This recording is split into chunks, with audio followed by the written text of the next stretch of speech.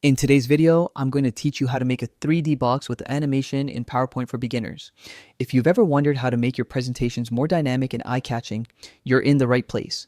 We're going to turn ordinary flat slides into something vibrant and engaging. First, open PowerPoint on your computer and navigate to your presentation.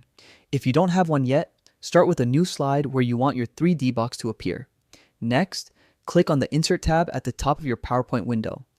Then select shapes and pick the rectangle shape. Adjust the size and color as you like. To make a perfect square, press and hold the Shift key while resizing. Now, copy and paste this square 6 times. Each square will become a side of your 3D box. With your squares in place, go to the Shape Format tab. Click on Shape Effects, then 3D Rotation.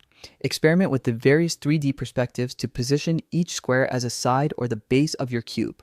Finally, fine-tune your cube using the Edit Points option under Shape Format. Adjust the corners of each square so all pieces fit together perfectly, creating a realistic 3D effect. And there you have it, a simple 3D box made in PowerPoint. With a little patience, your presentations will stand out.